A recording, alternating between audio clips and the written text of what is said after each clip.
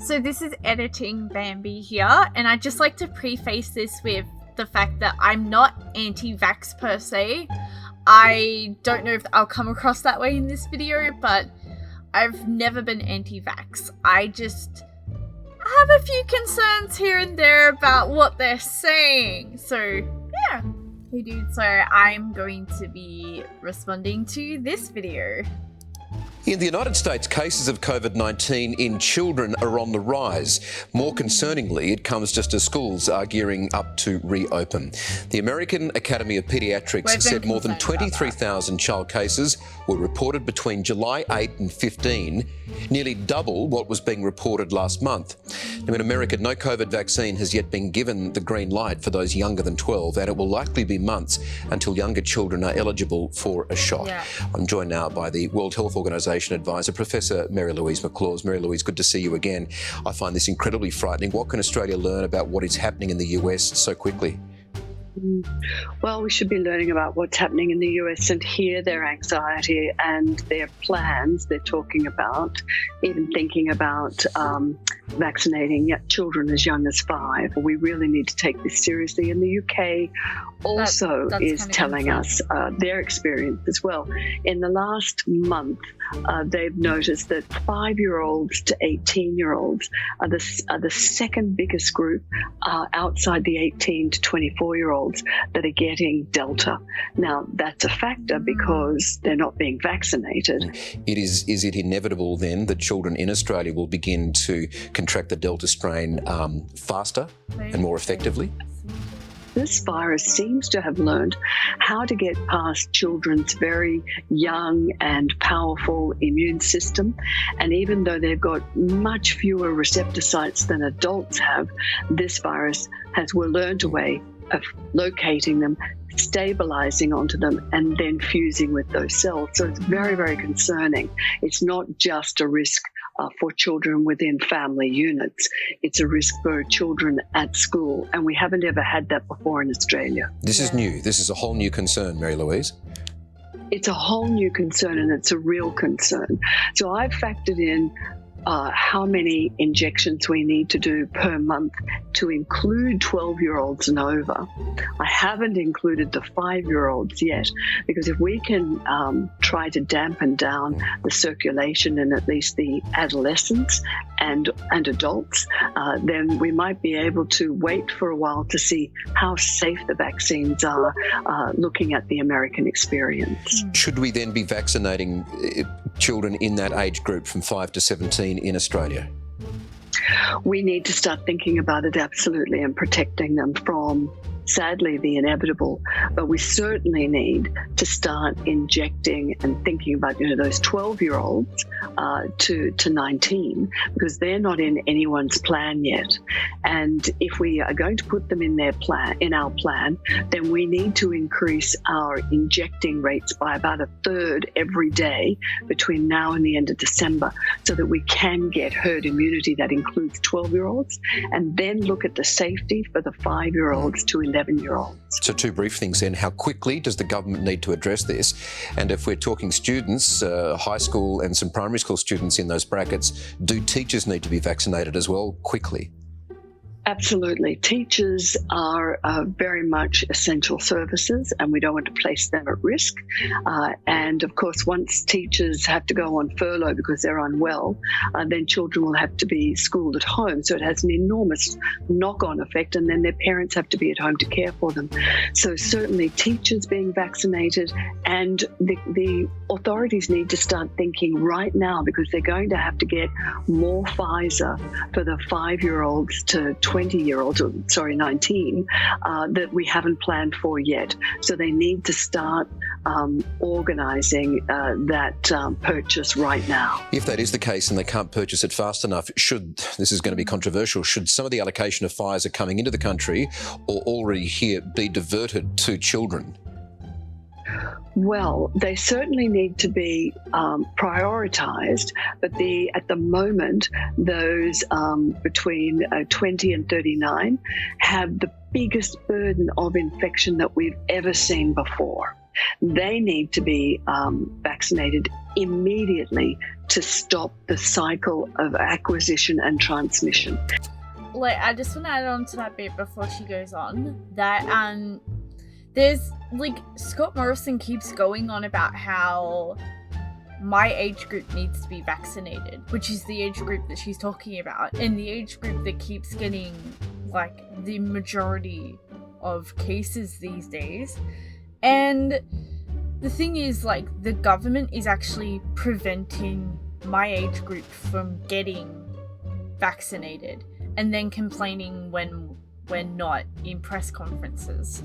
So it's really been frustrating towards myself or anybody that I know, or even like people in the comment sections of those things.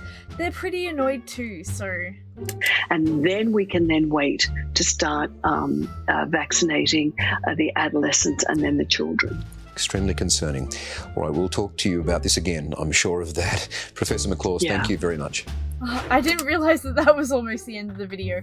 But yeah, like, even today, Scott Morrison had a huge press conference where he was going on about how,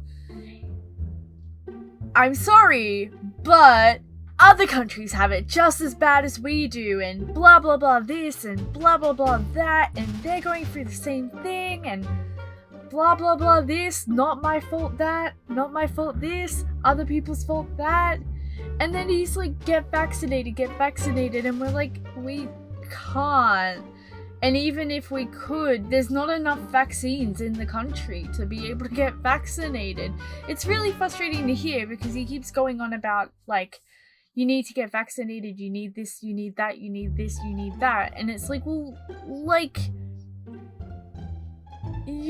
there's a line, like, yeah, there's a lot of stuff that should have been done, and yeah, you could say that, well, there's no point dwelling on that, but the fact is that he's the community representative, the country representative, and he literally goes on holidays when he can, and then when there's like really big periods of things, he just disappears for weeks on end, and then when people complain about it, he's like, sorry, but, and then keeps going on. So, I mean, like, the fact that they keep preaching, get vaccinated, get vaccinated, get vaccinated. If you go and try and get vaccinated, right, there's massive queues, right? Then you've also got the whole thing of, if you try and go get vaccinated and there's massive queues, you can try and book an appointment to get vaccinated. But they're months away. Like, that's ages away. And even then, you're not necessarily guaranteed a slot, because say you book in and then they run out of vaccines because, lo and behold, our government hasn't ordered enough, and we're not delegated what we've been told we're going to be delegated, then, like, you've got a bunch of frustrated people waiting on the vaccine when the vaccine's not even available. So, I mean, telling people go get vaccinated is not really helpful when there's all this other stuff, all of these different variables to reasons why we won't get vaccinated for quite some time. There are like, even in this article, she was like mentioning the fact that, something along the lines of that she wanted to see if the vaccine was safe enough yet, and she would prefer not, like, it was implied that she prefer not to give children the vaccine, but we might have to. And she made a comment that implied that something along the lines of that she wanted to wait a bit longer, but I don't know. I just think that that's kind of really frustrating. Anyway, I guess that's that. So, also, I don't know if anybody's interested or not. I have a Discord, I have a Patreon, I have Twitter, and all of these little things in the description, so if you guys are interested, feel free to check them out. I do respond on Discord if people DM me sometimes.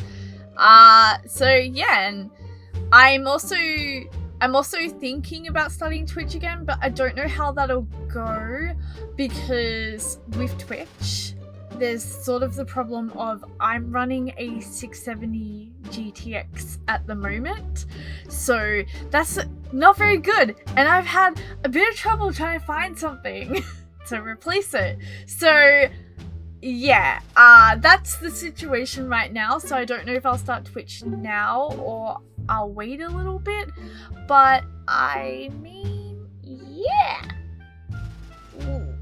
Maybe soon in the future, we'll see how it goes. But if you guys are interested in that stuff, feel free to check out the links. And also, this is going to sound really super cringy, but feel free to thumbs up the video and comment and like it or dislike it or whatnot, like whatever you guys feel like. And also, I would love to hear people's opinions in the comment section, because yeah, I just like to talk to people about these things, and I try and read all of my comments. I know that sounds super like cringy, but I legitimately do. So if you get a little heart, I usually have read your comment. If you don't get a heart and I've read your comment, you might have said something a little bit shady.